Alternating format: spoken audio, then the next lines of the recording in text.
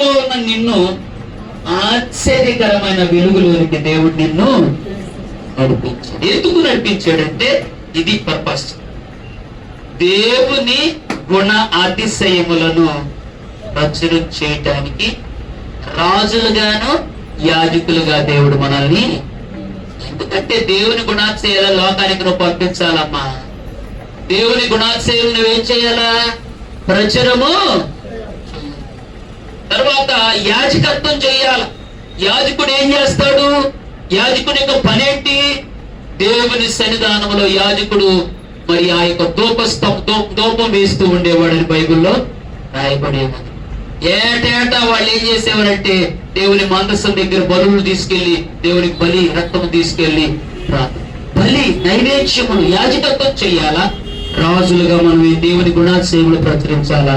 తర్వాత మనకి అన్ని జనుల మధ్య మన ప్రవర్తన ఎలా ఉండాలంటే చాలా చాలా పర్ఫెక్ట్ గా మనము ఉండాలని దేవుడు ఏర్పాటు. దేవుడు ఎందుకు మనల్ని పిలిచి ఏర్పాటు చేసుకున్నాడంటే యాజకత్వం చెయ్యాలా. ఆయన గుణం అంటే దేవుని ప్రేమ, కనికరము, దేవుని క్షమ, ఇవన్నీ దేవుని లోకానికి ఏం చేయాలా? ప్రచురం చేయాలి. దేవుని ప్రేమను, దేవునిలో ఉన్నటువంటి ఆ గుణగణాలను ప్రచురించాలి. దేవుడు ఇంకెందుకు ఏర్పాటు చేశాడో తెలుసా మిమ్మల్ని? లోకస్వార్థ 18 వచ్చినప్పుడు ఇలాగున్నది. ఆ ఏర్పాటు యొక్క ఉద్దేశం మనం చక్కగా మాట్లాడతాడు. లోకస్వార్థ 18 వచ్చింది. అక్కడ కూడా ఏర్పాటు యొక్క ఉద్దేశాన్ని దేవుడు తను ఏర్పరచుకున్నవారు ఏడమ్మా 7 దేవుడు తాను ఏర్పరచుకున్నవారు దివారాత్రులు మొరపెట్టుకొని చుండగా న్యాయము తీర్చడా. ఆయన వారికి త్వరగా న్యాయం తీర్చును. వారి విషయమే కదా ఆయన దీర్ఘశాంతము చూపుచున్నాడు. మీతో చెప్పుచున్నాను, ఆయనను మనిషి కుమారుడు వచ్చినప్పుడు ఆయన భూమి మీద విశ్వాసము. చూస్తారమ్మా, దేవుడు తాను ఏర్పాటు చేసుకున్న వాళ్ళు దివారాత్రాలు ఏం చేయాలా? మొర్ర పెట్టాలా. మొర్ర పెట్టడానికి, ప్రార్థన చేయటానికి, రోదన చేసే స్త్రీలు కనుగొను మన కొరకు రోదన చేయాలా. కన్నులు దేవుని సన్నిధానంలో కన్నీళ్లు వలకాల ప్రార్థన చేసేవాడు కనుగొను. ఇర్మియా అని దేవుడు మనల్ని దేవుడు ఎందుకు పిలిచాడంటే దేవుని గుణాతిశయాలు ఒకటి ప్రచురము చేయాలి. రెండోది యాజకత్వము చేయాలి. మూడోది మన ప్రవర్తన విషయంలో అన్ని జనులు ఏమవ్వాలంటే దర్శన దినమందు మన ప్రవర్తన ఏ విషయంలో చేస్తాం. మూడవది మనల్ని విజ్ఞాపన చేయటానికి. నాలుగవది కావలివానిగా, ఇశ్రాయేలుకి నేను కావలివానిగా ఇచ్చాడు. మనల్ని కూడా మన ఇంటి మీద కావలివానిగా ఉంచాడు. దేవునికి స్తోత్రం. యోబు తన ఇంటికి కావలివానిగా ఉన్నాడు. హల్లెలూయా. అందుకనే దేవుడు ఏం వేశాడు? కావలి కంచెలు వేసి భద్రతను, దుష్టుడు వచ్చినా కానీ ముట్టకుండా వాడు తాకకుండా వెనక్కి వెళ్ళిపోయేలాగా చేశాడు. నీ ప్రార్థన నీ ఇంటికి కావలి ఉండిద్ది. హల్లెలూయా. నీ ప్రార్థన సాతాను ముట్టుకున్న, రోగం ముట్టుకున్న, తెగులు రాకుండా దేవుడే నీ ఇంటికి కావలి ఉంటాడు. అందుకని 91వ కీర్తన, మహోన్నతుని చోటున నివసించువాడు సర్వశక్తిని నీడన ఆయనే నీ కావలి అవుతాడు. నువ్వు ప్రార్థన చేస్తే ఆయన నీ దగ్గరకు వస్తాడండి. అప్పుడు ఆయన రెక్కల చాటున నీవు ఉంటావు. ఆయన రెక్కల చాటునుంటే నువ్వు ఏ తెగులు, పగటి వేళ ఎగురు బాణముకైనను, రాత్రి వేళ సంచరించు తెగులుకైనను, చీకటిలో సంచరించు తెగులుకైనను, మధ్యాహ్నం ముందు పాడు చేయు రోగముకైనను నీవు భయపడవు. దేవునికి స్తోత్రం. ఇవేమొచ్చినా భయపడవు. ఎందుకు భయపడవు? ఆ కింద వాక్యాలన్నీ చెబుతారు. నీ పక్క 1000 మంది పడిన, కుడి పక్క 10,000 మందిని కూలిన అపాయం ఎందుకు రాదు. ఎందుకంటే నువ్వు ప్రార్థన చేస్తున్నావు కాబట్టి దేవుడే తన రెక్కల చాటున ఆయన రెక్కలతో నిన్ను కప్పును, నీకు ఆశ్రయము కలుగును. ఆ తర్వాత అంటాడు, నీ పాదములకు రాయి అయినా తగలకుండా దేవదూతలు తమ చేతులతో నిన్ను పట్టుకుంటానికి దూతలకు ఆజ్ఞాపించాడు. దేవుని రెక్కలు చాపాడు. నీ ప్రార్థన ఒక ఖర్చుగా ఉంచుతాడు. మన ఇంటికి, మన పిల్లలకి మనం కావలి వారిగా ఉండటానికి దేవుడు ప్రార్థన అనే కావలి మనకు అవసరమై ఉన్నది. దేవునికి స్తోత్రం. దేవుడు ఏర్పాటు. ఒక మాట చెప్పి, ఒక సందర్భం చెప్పి ముగిస్తా. ఆదామును దేవుడు ఏదేని తోటలో పెట్టాడు, మీకు అందరూ తెలుసు. ఆదామును ఏం చేశాడమ్మా? మన పోలిక చొప్పున మన స్వరూపం నరుని చేయడమని చెప్పి, నరునికి సృజించక మునుపు మానవునికి ఏమేమి కావాలో అన్నిటిని దేవుడు ఏం చేశాడమ్మా? సమకూర్చాడు. మొదటి సృష్టిలో సూర్యుడు, చంద్రుడు, నక్షత్రములు, పై జలాలు, కింద జలాలు వేరు చేసి భూమిని, నీళ్లను, సముద్రమును, చిన్న తారలను, నక్షత్రాలను అన్నిటిని తయారు చేసిన తర్వాత ఆయా జాతుల ప్రకారము మొక్కలను మొలిపించారు. ఆయా జాతుల ప్రకారము ఇవన్నీ కూడా మొలిచిన తర్వాత తినడానికి మంచి ఫ్రూట్ కి సంబంధించిన మొక్కలు, ఆకుకూరలు, అన్ని రకాల మొక్కలు జాతుల ప్రకారం మొలిపించి ఒక తోట వేసి, ఆ తోటలో ఎవరు పెట్టాడు? ఆదామును పెట్టి, ఆదామును ఏర్పాటు చేసుకుని పెట్టి కొన్ని బాధ్యతలు ఇచ్చాడు. ఏంటి ఆ బాధ్యతలు? చూడండి, ఆదికాండం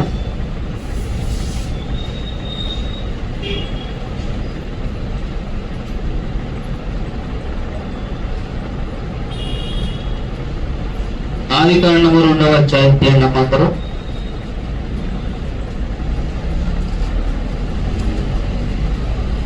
15వ వచ్చిన భాగంలో అందరు తీస్తే ఇలాగ రాయబడింది.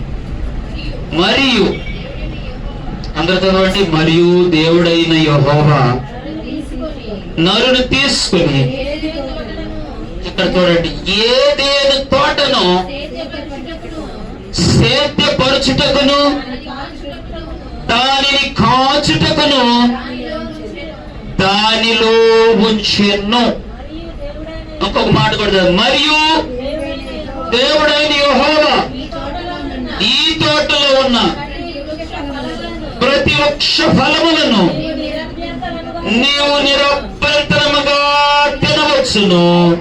అయితే మంచి చెడ్డల తెలివినిచ్చు వృక్ష ఫలములను తినకూడదు. నీవు వాటిని దినమున నిశ్చయముగా చచ్చదువని ఆజ్ఞాపించిన దేవునికి స్తోత్రం. హల్లెలూయా. ఇక్కడ 3 మాటలు మనం చూస్తాం. దేవుడు ఏదైనా తోటలో మంచి తోట, అది చాలా చక్కగా ఉన్నది. ఆ ఏదైనా తోటలో అన్ని రకాలైనటువంటి ఫ్రూట్స్.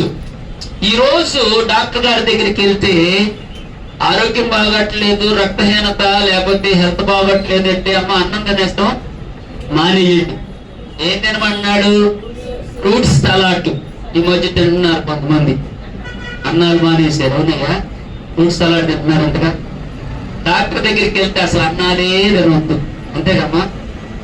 అన్నాలు తినకుండా పచ్చి కూరగాయలు తినండి, అన్నాలు తినకుండా అన్ని రకాల ఫలాలు తినండి. ఎందుకు తినమంటాడు అంటే, ఈ ఫ్రూట్స్ లో మన శరీరానికి కావలసినటువంటి సమస్తమును, ఆరోగ్యమును, శక్తినిచ్చేటువంటి ప్రోటీన్స్, విటమిన్స్ అన్ని కూడా ఎక్కడ ఉన్నాయి అంటే ఫ్రూట్స్.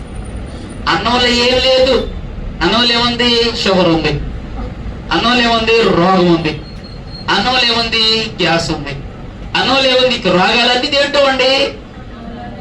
అందుకనే ఫ్రూట్స్ డాక్టర్ గారు ఎక్కువగా ఫలాలు తినండి అమ్మా అంటారు. ఆ దేవుడు ముందు, ఆ డాక్టర్ గారు ముందుగానే ఆ దినాల్లో, ఏ దినాల్లో ఏదేది తోటలో వండుకోవటం, ముట్టియటం, కడుక్కోవటం, తోడుకోవటం లేదు. ఆకలి అవ్వగానే ఆ చెట్టు, ఏ చెట్టు దగ్గరికి ఏ ఫలం ఇష్టమో ఆ ఫలం దగ్గరికి వెళ్ళి తిని కడుపు నింపుకునేవాళ్ళు.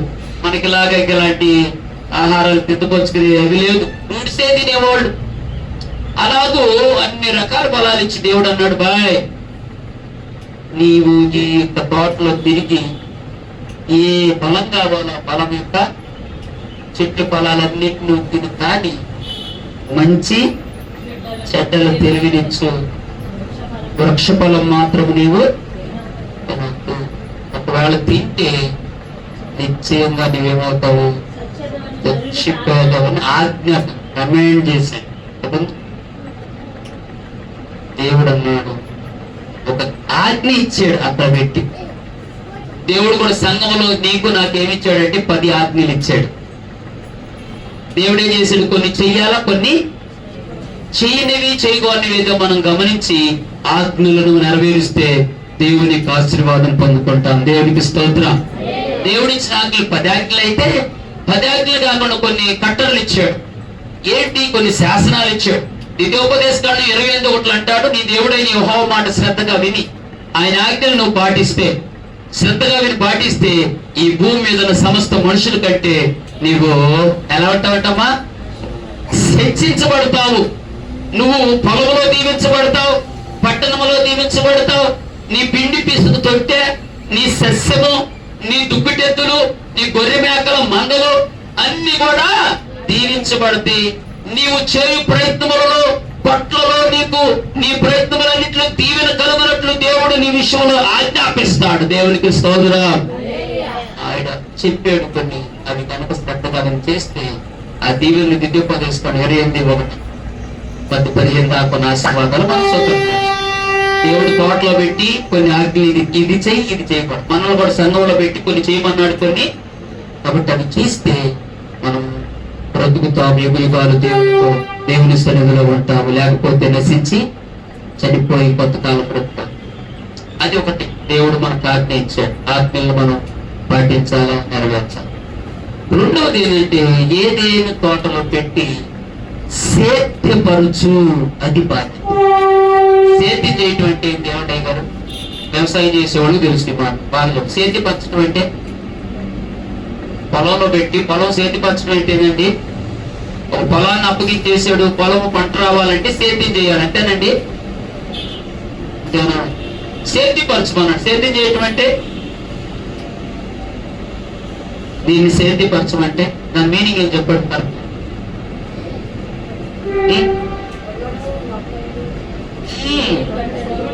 ఆ తోటలు ఏం చేయాలా? మొక్క వేయాలా, మొక్కలు చూసుకోవాలా, పాదు తీయాలా, నీళ్లు పోయాలా, దాని మంచి శబర, తోటలో ఉన్నటువంటి మంచి శబరంతా నేర్చింది, పాదు చేయాల్సింది, మొక్కలు వేయాల్సింది, దాన్ని సేద్యపరిచి ఫలభరితంగా మార్చాల్సింది దేవుడి బాధ్యత. అంటే మనం చేయవలసింది చేయాలా, అప్పుడు మొక్క పెరిగింది, ఫలాలు ఇచ్చింది, ఫలాల ద్వారా యజమానుడికి సంతోషం వచ్చింది. దేవునికి స్తోత్రం. ఈరోజు మనకు కూడా ఒక పొలం అప్పగించి పొలంలో ఏం చేయమన్నాడు? పొలాన్ని దున్నాలి. పొలాన్ని దున్నిన తర్వాత నీరు పెట్టాలి. నీరు పెట్టిన తర్వాత విత్తనాలు వేయాలి. విత్తనాలు వేసిన తర్వాత కలుపు తీయాలి. కలుపు తీసిన తర్వాత మొక్కలను కాయాలి. మొక్కలు కాస్తూ ఉండగా పురుగు వచ్చినప్పుడు ఆ పురుగు రాకుండా మందు తీసుకున్నంత ముందు వేయాలి. ఆ మందు తీసిన తర్వాత మొక్క పెరుగుతూ ఉన్నప్పుడు దాన్ని ఏం చేసుకోవాలి? పాయలు తీయాలి. పాయలు తీసిన తర్వాత ఆ పాత కొయ్యాలి. పాత వచ్చిన తర్వాత కుప్ప వేయాలి. కుప్ప వచ్చిన తర్వాత దాన్ని వేరుకోవాలా, దాన్ని సపరేట్ చేసుకోవాలి. అలాగే ఫలాలు ఇచ్చే చెట్లు అయితే దాన్ని కూడా కాసుకోవాలా. ఇదంతా కూడా సేద్యపరిస్తేనే ఫలం అనేది, వ్యవసాయదారుడికి లాభం అనేది వచ్చింది. దేవుడు కూడా మనల్ని కూడా సేద్యము చేయమన్నాడు. దేవునికి స్తోత్రం. దేవుని వ్యవసాయము మనం చెయ్యాలి. మీరు దేవుని వ్యవసాయం అంటాడు పౌలు గారు ఒక చోట. దేవుని తోటలో జతపని వారు మనం అంటాడు పౌలు గారు. దేవుని తోట, అందుకని యేసన్న గారు పాట రాశాడు కదా, నా పరలోకపు తండ్రి వ్యవసాయకుడా, నీ తోటలోని ద్రాక్షవల్లిగా అంటుకట్టేమని అంటాడు కదా. కాబట్టి ఆయన తోటలో మనం ఉన్నాం. మనం ఆ తోటలో ఏం చేయాలంటే సేద్యం చేయటానికి, దేవుని పని చేయటానికి, దేవుని పనిలో మనం సేద్యపరిచే వారికి ఉండాలన్నది ఆ బాధ్యత మనం చేయాలంటే దేవుని సంఘమును కాసుకోవాలా. దేవుని సంఘములో మనం ఏం చేయాలంటే ఆ పొలము వ్యవసాయ పని, అందు కోత ఎంతో ఇస్తారు పనివారు, కోత దేవుని కోత, దేవుని కోత కొరకు పొలాన్ని స్థితిపరచాల. అందుకని కన్నీళ్లు గారుస్తూ, అందుకని బైబిల్ రాశాడు, కన్నీటితో విత్తువాడు సంతోషగానముతో పంటలను రోదన చేసే స్త్రీలు కన్నీరు గారుస్తూ ఉంటే మందిరములో సంతోషకరంగా రక్షించబడిన వారిని మనం దేవుని మందిరంలోకి చేర్చుకుంటాం. హల్లెలూయా. రోదన చేసేవాళ్ళు ఎవరి నశించిపోరు. రోదన చేసే స్త్రీ నుండి కన్నీళ్లు వణుకుతూ మరి మన కొరకు త్వరపడి రోదన చేస్తామంటే సంతోషంతో మన పనులను, ఆత్మలను సంఘములో చేర్చుకుంటాం అన్నది దేవుడు. కాబట్టి సేద్యపరచడానికి బాధ్యతనిచ్చాడు. దేవునికి స్తోత్రం. రెండో బాధ్యత. మూడవది ఏంటంటే ఆ వచ్చినవి చదవండి. దేవుడు ఇచ్చినటువంటి ఆదరణకు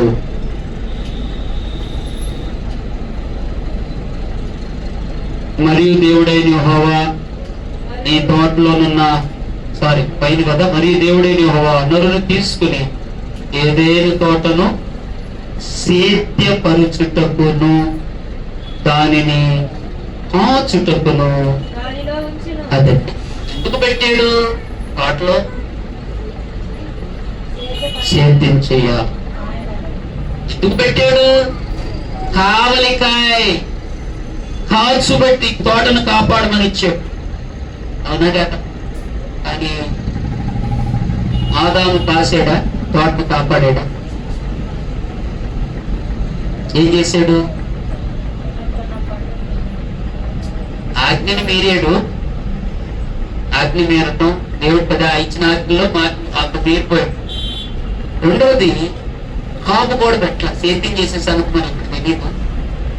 ఒకటేమో ఆజ్ఞ మీరిపోయాడు, దేవుడు చెప్పి చేయలే, తను స్వతిత్వం చేసుకుని ఎంత పని చేశాడు. రెండోది ఏం చేశాడు? కాయుడికి పెట్టాడు. దేని గురించి కాయాలా? కావలి కాయాలి నిద్రపోయాడు. కాబట్టి లోపల ఎవరికి వచ్చే తోటలకి సర్పము, దుష్టుడు, అట సర్పము, దేవుని విరోధి. ఈయన మేలుకుని కనుక తోటను కాస్తే శత్రువు లోపలికి వచ్చేవాడు, మోసపోయేవాళ్ళు, అక్కడ దేవునికి మరి చిత్తం కాకుండా ఆ దేవుని ఆజ్ఞ మీరేవాళ్ళు. ఈయన మేలుకోకుండా దేవుని యొక్క ఆజ్ఞ పక్కన పెట్టి కావలి కాకుండా కారణాన్ని బట్టి శత్రువు వచ్చి దేవుని ఆజ్ఞలు ఎత్తి అవుతో చెప్పి ఇది నిజమా, దేవుడు అన్ని చెట్లు తినండి, ఈ చెట్టు పదం తినను, తింటే మీరు సస్తానంట, చావనే చావను, ఇది తింటే మీరు దేవదూతలు అయిపోతారు, ఆయన రూపం వచ్చింది, అసలు దేవదూతలు పైకి ఎగురుతారు అన్నట్లుగా కొన్ని మోసపుచ్చుకున్న మాటలు చెప్పేది నమ్మింది. ఏం చేస్తుంటే అంట ఎరేసాడుగా ఆ కన్నులకు రమ్యంగాను అందంగా చక్కగా ఉండేటట్టు వెళ్ళి ఆహారములకు మంచిది, అందమైనది, వివేకమునిచ్చు, రమ్యమైనది చూచినప్పుడు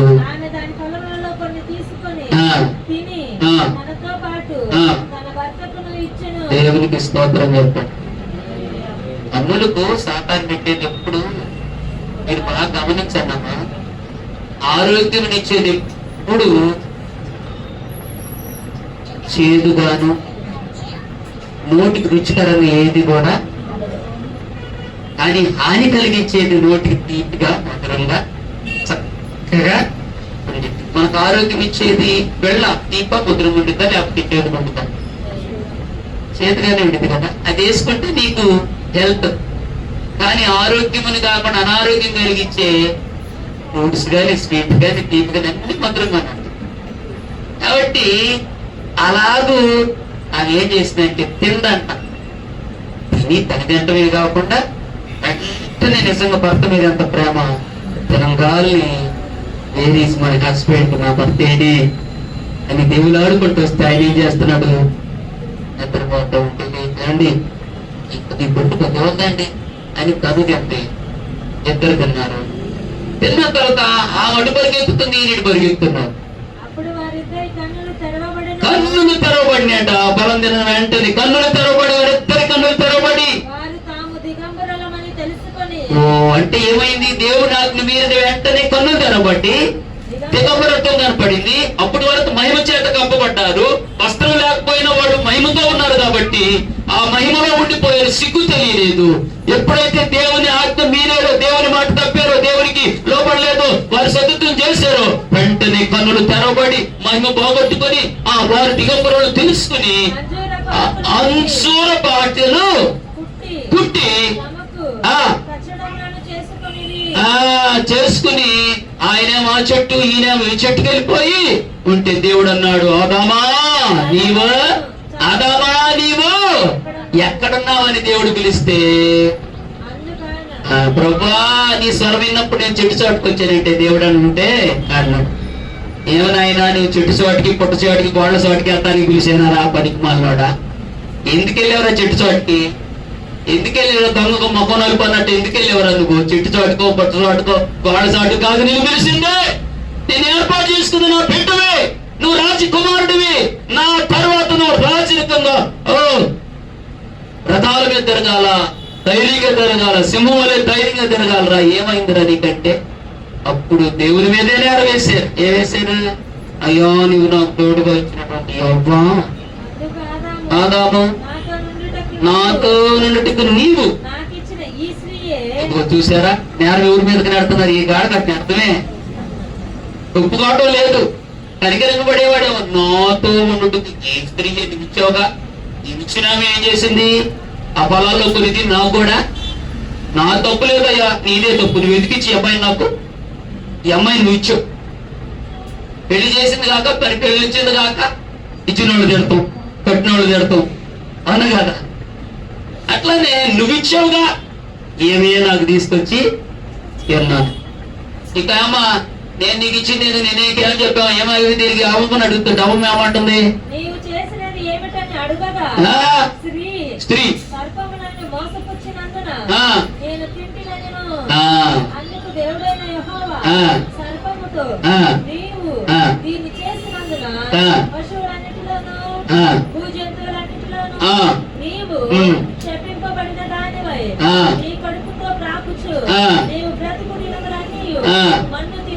చాలా మంచి. చూసారా సర్పమును అడిగితే సర్పం చేసింది నేను కాదని మొత్తానికి పాపం ఒప్పుకోండి, తప్పు అయిపోయింది. నీ మాట ఎలాడు దాని మీద దీని మీద కోసేసాడు.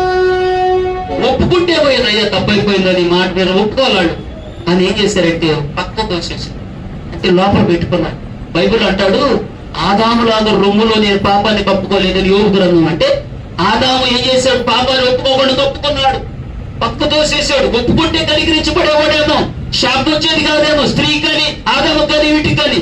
అప్పుడు ఒప్పుకోకుండా తోసివేయటం ద్వారా వాళ్ళకి ఏం జరిగిందంటే, ఒకటి పామునేమో బతుకు దినాలన్నీ నేల మట్టి తిని నీవు పట్టతో పాగుతూ ఆ మట్టే తిట్టావు. ఇది వరకు ఫ్రూట్స్ తినేదంట, ఇది వరకు కాళ్ళు ఉండేయంట పాముకి. పండు ఏముండే పండు?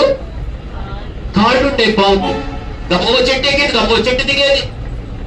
ఎవరు మనుషుల దగ్గరికి వెళ్ళి మీద ఎక్కి కోతి కనుక మీద ఎక్కి కోతి చూసినట్టు పాము కూడా ఎక్కి మనుషుల మీద చుట్టూ తిప్పుకునేది. అందువరకు పాము అలా ఉండేదంట. కాళ్ళు కట్ చేసాడు, కాళ్ళు తీసేసి ఏం పెట్టాడు? పట్టుతో పాపు అన్నాడు. ఫ్రూట్స్ తినవద్దు, మట్టి తిని అన్నాడు. దాని శాపం అది. ఇంకోటి ఏమన్నాడు? నువ్వు మనుషుల్ని మొక్క మీద నుదుటి మీద కాదు మడి మీద కలుస్తావు. నీకును స్త్రీకిని నీ సంతానమునకు స్త్రీ సంతానమునకు వైర్యము కలిగి చేస్తా. పాములు ఎవరైనా కొట్టేటప్పుడు తోక మీద కొడతారా, నడుము మీద కొడతారా? అదేంటి? అది కరెక్ట్. దేవుని స్తోత్రం. తోక మీద కొట్టరు, నడుము మీద కొట్టరు. ఏ మీద కొడతారు? తల మీద కొడతారు. దేవుడు చెప్పింది అదే. నిన్ను తల మీద కొడుతుంది, నీవు దానిని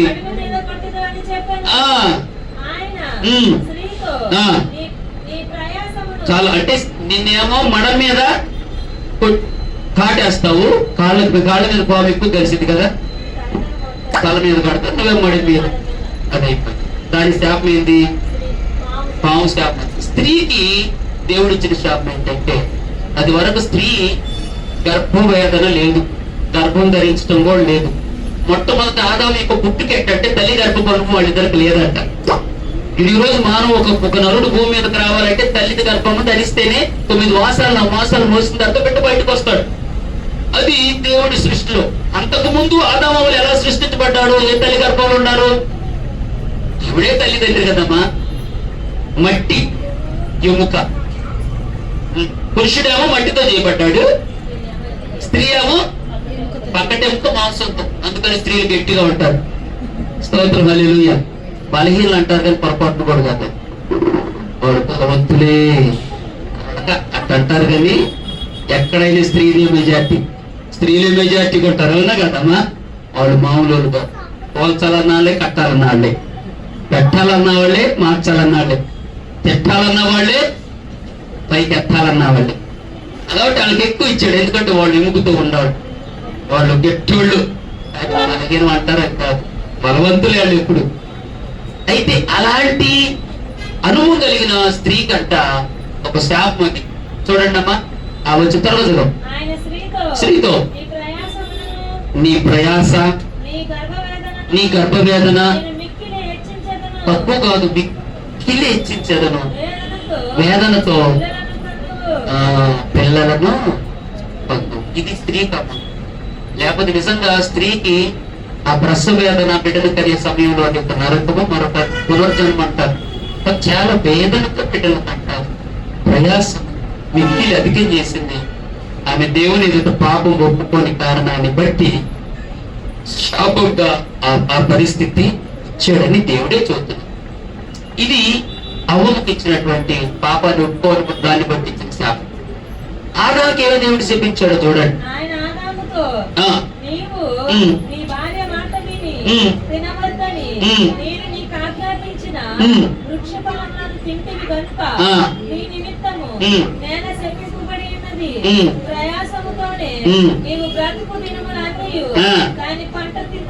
నీవు బ్రతుకు దినములన్నీ దాని పంట, నేల పంట, దాని పంట,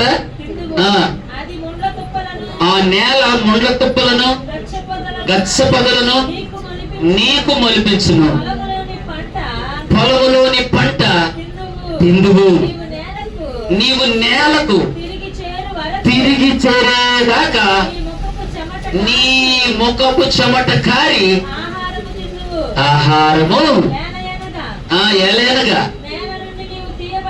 నేల నుండి తీయబడితేవి కాబట్టి నీవు మన్నే గనక తిరిగి మన్ను అయిపోలేదు. ఇక్కడండి ఆదాలకి ఇది వరకు భూమి మీద ఒక ముళ్ళ చెట్టు కూడా లేదంట, గచ్చ పొదలు లేవంట, ముళ్ళ చెట్లు లేవంట. అయితే పొలములో సేద్యం చేసి కష్టపడి చెమట కార్చి ప్రయాసపడి నీవు ఆహారాన్ని సిద్ధపరచుకోవాలా. అది ఎప్పుడు వచ్చింది? ఎదువరకు ప్రయాసపడవసరంలా, చక్కని ఫలాలు తినేవాళ్ళు. కానీ ఎప్పుడైతే దేవుని భార్య మాట విన్నాడు, దేవుని మాట వినలా. ఎవరి మాట విన్నాడు? దేవుడు అన్నాడు అక్కడ, నేను చెప్పిన మాట కాబట్టి ఈ భార్య మాటిని తినమన్నదని చెప్పి. ఈ రోజు చాలా మంది తల్లిదండ్రుల మాట వినుకున్న భార్య మాట విని తల్లిదండ్రులకు బాధను దక్కుతుంది, లేదా భార్య మాట వినకుండా తల్లిదండ్రుల మాట విని కుటుంబంలో దూరం తెచ్చుకుంటున్నాడు. అన్ని బ్యాలెన్స్ గా ఉండాలి. దేవునికి స్తోత్రం. రెండు బ్యాలెన్స్. తల్లిదండ్రులు విడిచి భార్యను హత్తుకోమన్నాడని భార్య తల్లిదండ్రులు పూర్తిగా ఇడవమన్నాడా? ఇడవమన్నాడులని పూర్తిగా ఇడవకూడదు. తల్లిదండ్రుల విషయంలో బాధ్యత కూడావా? భార్యను హత్తుకోమన్నాడు, తల్లిదండ్రులు ఇవ్వడం. అదే సమయంలో తల్లిదండ్రులు సన్మానించమని కూడా. దేవుని మాట వినాలా, తల్లిదండ్రులు మాట వినాలా. దేవుని మాట, దేవుడి ఆజ్ఞను జ్ఞాపకం చేసుకుంటే కుటుంబం చాలా బ్యాలెన్స్ ఉంటుంది. దేవుని స్తోత్రం. ఎవరి మాట మనం ఇవ్వకూడదు, దేవుని మాటే మనము. అయితే దేవుడు ఆదాము కష్టపడటం, చెమట అనేది భూమి మీద లేదా, శాపం ద్వారా చెమట కార్చడం, గచ్చపదం తీసి సేదించడం. ఈ 3 రకాలైన శాపం ఎప్పుడు వచ్చిందంటే ఆదాము అనే శ్రమలు పడటానికి, శాపానికి కారణం దేవుని మాట వినకపోవడం. పొరపాటు అయినా ఒప్పుకోకపోవటం. ఒక్కొక్కగా రొమ్ములో పాపాన్ని దాచిపెట్టుకున్నాడని యోగ గ్రంథం అంటాడు. అతిక్రమ వలన మనం ఏం చేయాలంటే ఇప్పటికప్పుడు ఒప్పుకోవాలా, విడిచిపెట్టాలి అనుకున్నాం. దేవుడి బాధ్యత ఏంటంటే కావలి కాయ పెట్టాలంటే కావలి కాయకుండా జాగ్రత్త పడటం వల్ల శత్రువు వచ్చి వాళ్ళు శపించబట్టమే కాకుండా ఏదేను తోట, దేవుని తోట అనబడేటువంటి ఆ తోటలో నుండి వాళ్ళు బయటికి నెట్టివేయబడ్డారంటండి. దేవుని తోటలో నుండి ఎక్కడికెళ్ళిపోయారు? నెట్టివేయబడ్డారు. బైబిల్లో రాశాడు అదే వచనాలు. ఎన్నో వచ్చిన అని చెప్పాము. తర్వాత చివరి మాట 3వ అధ్యాయము 22, 23 వచనాలు చూస్తున్నాడు. కాబట్టి అప్పుడు దేవుడైన యెహోవా ఇదిగో మంచి చెడ్డలను ఎరుగునట్లు ఆదాము మనలో ఒకని బట్టి వాడాయను. కాబట్టి అతడు ఒకవేళ తన చేయి చాపి జీవవృక్ష ఫలములు కూడా తీసుకుని నిరంతరము జీవించునేమో అని దేవుడైన యెహోవా అతడు ఏ నేల నుండి తీయబడును దాని సేద్యపరచుటకు ఏదేను తోటలో నుండి. చూడండి, అతను పంపేశాడు. దేవుడు ఏర్పాటు చేసినందుకు నీ తోటలో పెట్టి కాయమని సేద్యపరచమని అందులో ఉండి చక్కగా సంతోషంగా ఉండమంటే ఆ తోటలో నుండి పొదుపు ఆస్తిని పోగొట్టుకున్నాడు, దేవుని సన్నిధిని అన్ని పోగొట్టుకుని దిక్కులోనాళ్ళలాగా ఏమైపోయాడంటే తోటలో నుండి కూడా నెట్టి వేయబడ్డాడు. చదవమ్మ 24 వచ్చిన. అప్పుడు ఆయన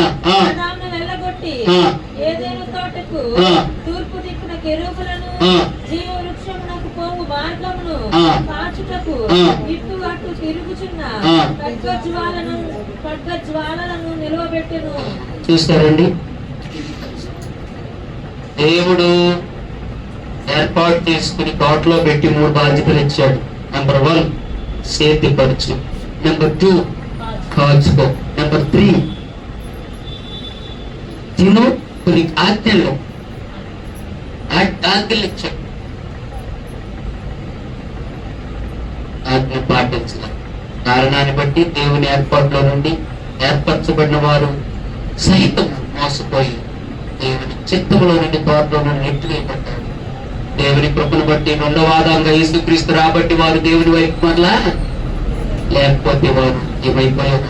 ఈ రోజు మనల్ని కూడా దేవుడు పిలిచి ఏర్పాటు చేసుకుంది. 3 నీవు కావలి కాయాల, నీ కుటుంబాన్ని, నీ బిడ్డలను రక్షించుకోవడానికి దేవుని రాజ్య వ్యాప్తిని దేవుని సేద్యపరచాల, సేద్యం చేయాలి.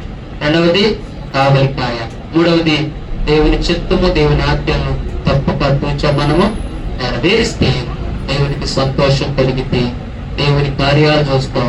దేవుని యొక్క సన్నిధిలో సాతాను చెలరేగిన పసిపిల్లలు మింగాలని, తర్వాత యవనస్తులు పాడు చేయాలని వాడు సమయం తక్కువ తిరుగుతున్నాడే, వాడు ఓడిపోతాడు, మనం గెలుస్తాం. వాడి రాజ్యం కూలిపోయింది, దేవుని రాజ్యము కట్టబడింది.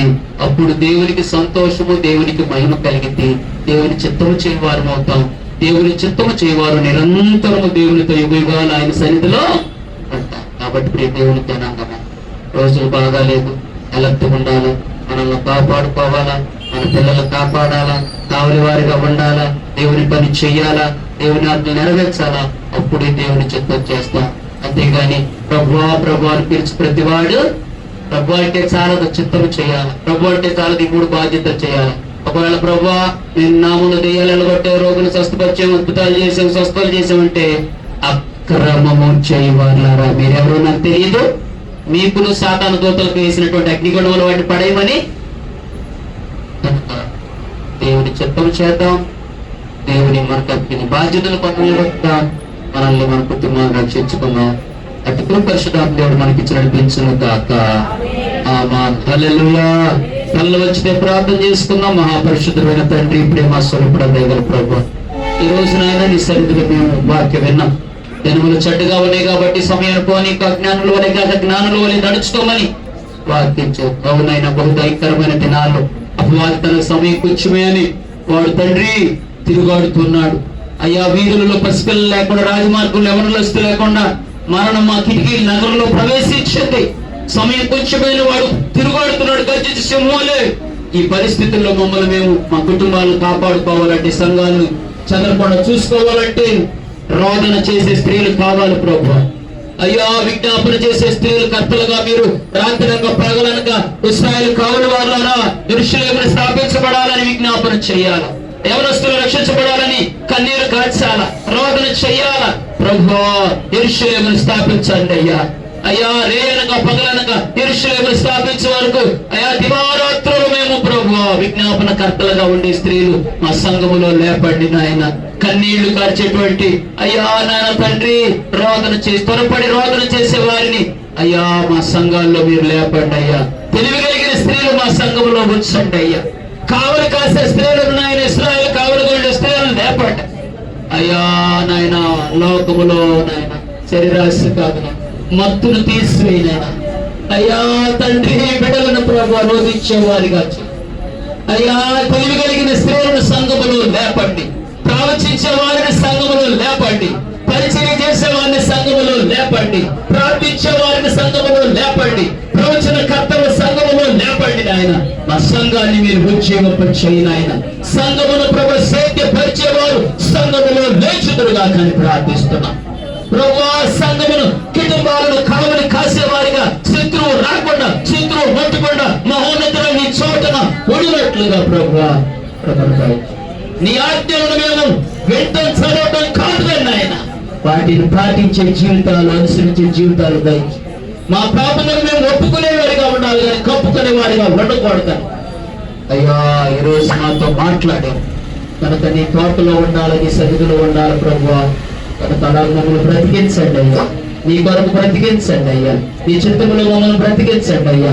ఈ రోజు నాయన మీ వాక్యం ద్వారా మమ్మల్ని ఎందుకు ఏర్పాటు చేసుకున్నామంటే అయ్యా రాజులైన యాజక సమూహంగా ఉండాలని, అయ్యా యాజకులుగా ఉండాలని, రాజులుగా ఉండాలని, గుణాతిశయములు ప్రచురించాలని, దివారాత్రులు తన గురించి మొరపెట్టాలని, అయ్యా రోదన చేసే స్త్రీలుగా ఉండాలని, ఇశ్రాయేలుకు కావలి వారిగా ఉండాలని, విజ్ఞాపనకర్తలుగా ఉండాలని, తోటను సేద్యపరచాలని, తోటని కాయాలని, ఆజ్ఞలు నెరవేర్చాలని నీ చిత్తము చేయటానికే నీ చేత పని వారిగా మమ్మల్ని ఏర్పాటు చేసుకున్నారని గుర్తించి మా బాధ్యతలు మేము వహించి నీ చిత్తము చేసి నీ రాజ్య వ్యాప్తుల పాత్రలుగా అయ్యా మమ్మల్ని చేయండి. అయ్యా మరణం వచ్చేసిందయ్యా మా రాజమార్గంలో, పసిపిల్లలు లేకుండా నగరంలో తిరుగుతున్న మరణాన్ని మీరు ఆపివేయండి. సమయం కొంచెం తిరుగాడుతున్న సైతాన్ని మీరు బంధించండి. తెగులు వెంటాడుతున్న మధ్యాహ్నం మందు పాడు చేయ రోగాలను అరికట్టండి. మహోన్నతుడా నీ చాటును మమ్మల్ని దాయండి, నీ రెక్కల చాటును ప్రభువా మమ్మల్ని భద్రపరచమని అయ్యా మీ చేతులకు అప్పగిస్తున్నాం.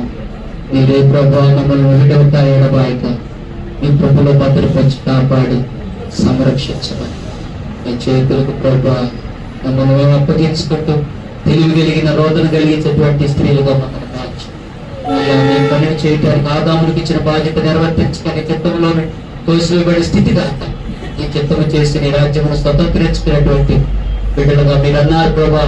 అదిగో నా తండ్రి చేత ఆశీర్వించబడిన వాళ్ళరా రండి, మీ కొరకు లోపల మీ కొరకు ఏర్పాటు చేసుకున్నాం, పరలోకాన్ని స్వతంత్రించుకోండి అని చెప్పాలి. కానీ తోటలో నుండి తెచ్చివేయబడివో మార్పు లేకుండా మీరు ఎటువంటి అనే మాట కాకుండా ఆహ్వానించబడే స్థితి మీరు కలిగి ఉండటానికి తగిన బాధ్యత, భారము, ప్రార్థన, విశ్వాసము మా అందరికి దయచేయమని బలపరచమని యేసు నామమున ప్రార్థిస్తున్నాను తండ్రి, ఆమేన్.